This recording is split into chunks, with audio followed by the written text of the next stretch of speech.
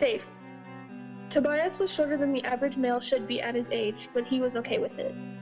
His short stature, short brown hair, chapped dark pink lips, and almond-shaped eyes. One a shimmering emerald green, the other a shining royal blue.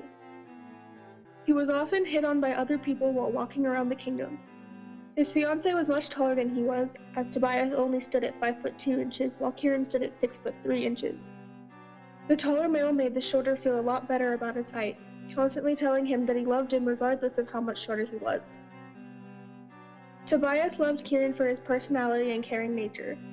His appearance was just an added bonus, the long black hair, piercing cerulean eyes, and soft pink lips. Tobias could sit and stare at his lover for hours and not get bored.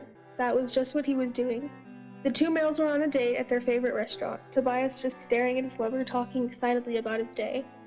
People often thought that because Tobias was shorter than Kieran that he was the energetic and animated one, while Kieran was the stoic and unbothered of the two. Tobias, were you even listening to me? Tobias looked at his lover and shook his head. Sorry, got distracted looking at you. You're just so perfect. I can't help it. The blush that rose on Kieran's cheek was always worth the teasing. Tobias, how are you so unbothered with everything? It's totally unfair. The truth behind Tobias was that he loved making his lover flustered. The fact was that he loved being able to make the taller male so soft and embarrassed. It was the highlight of his day. Because I love you. The blush that spread to Kieran's neck was 100% worth it, and Tobias let a small smile grace his lips. He really did love his fiancée, the way that he pouted when Tobias was late coming home and when he clung to him when he finally arrived. He loved to chase him when he decided to make jabs about his height, though it wasn't often that happened. He loved it when his lover was tired and just curled up in his lap and nuzzled into his neck, searching for the comforting scent of the one he loves. Love you too, you big asshole. Tobias placed his hand on his fiancée's hand that lay sprawled out on a table next to his coffee. The doorbell rang, signifying that someone new had arrived. He watched as a femme-presenting individual walked up to the counter, rang the service bell, and turned to look at how many people were in the restaurant.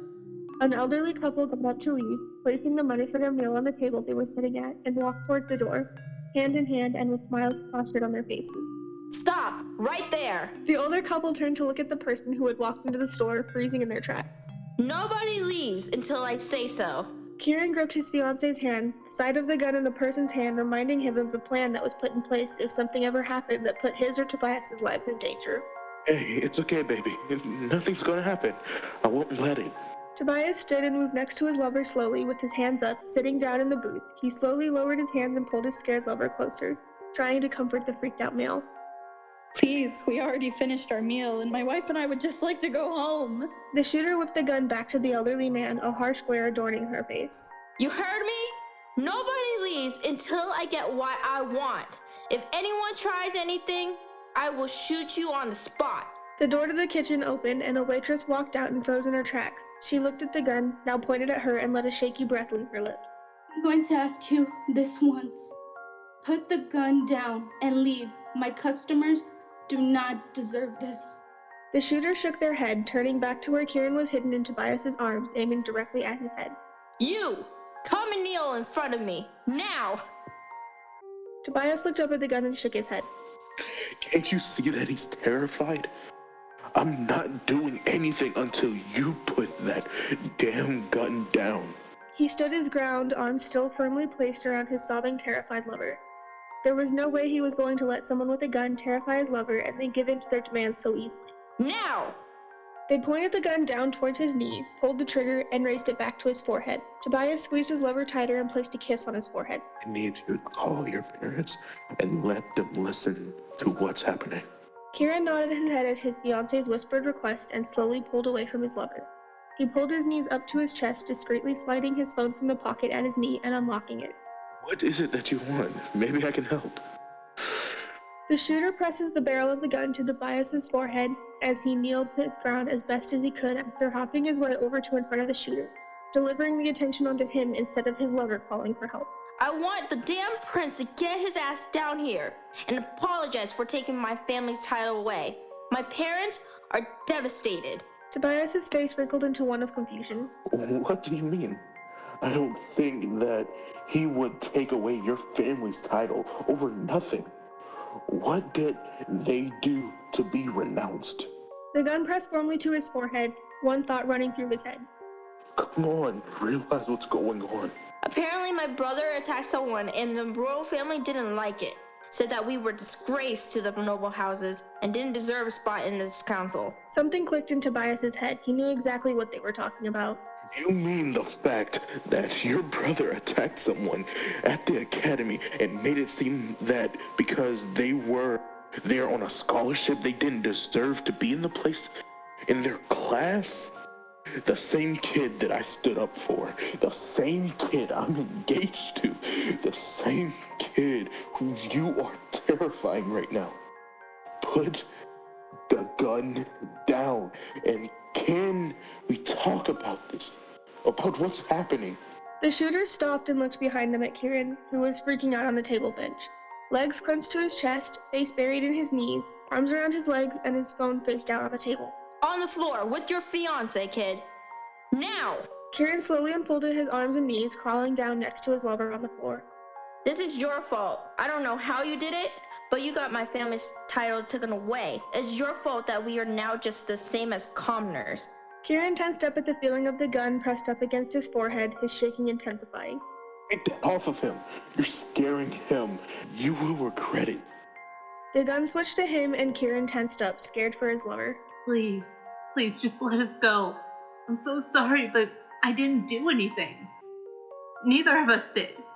And neither did the rest of the people here.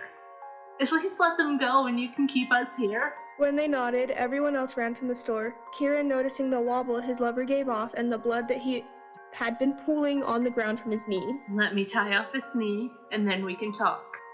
That is the only way I will allow you to speak and explain why you're so upset. Otherwise, I'm not listening. They nodded, and Kieran ripped the bottom of his shirt, tying it around Tobias's knee, trying to stop the bleeding. Okay, so talk.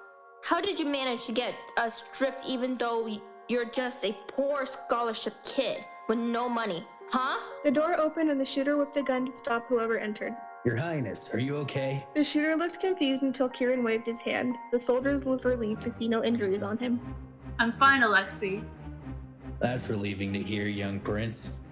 The shooter looked shocked. Kieran stood up, placing a firm hand on the gun, and slowly started to pull the gun out of their hands. If you let the gun go now, you will only be charged with injuring the fiancé of the prince. If you don't and shoot me, I assure you that the royal guard will take action. And it won't be pretty. She looked at Kieran with a look full of hatred. Why should I listen to a poor scholarship kid? You're nobody. Let go! They pulled back on the gun and shoved Kieran to the ground, pointing the gun at his forehead. Prince Kieran! The gun came closer and closer to Kieran's chest, the guards slowly moving forward. Ugh. Why can't you all just go away? The prince isn't even here. And if he was, nobody would know because no one knows what the damn guy looks like.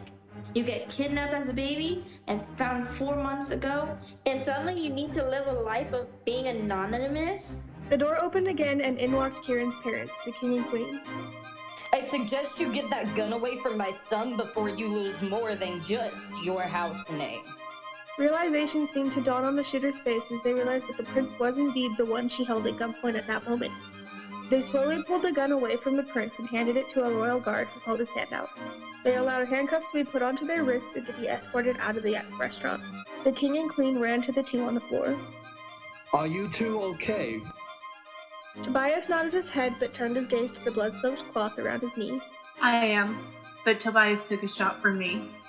We should get him to the hospital wing. The two adults nodded, signaling two guards to pick up the bleeding male on the floor. The royal family and guards all walked out of the restaurant and got into their vehicles, starting their journey to the hospital. After a couple of hours, Tobias was released from the hospital wing of the palace, and the prince's identity was revealed as per his request. As the two males lay in bed, cuddled into each other, Kieran decided to start a conversation. Thank you for protecting me and all of that back there. It's the least I can do. You're the one I love, and the heir to the throne.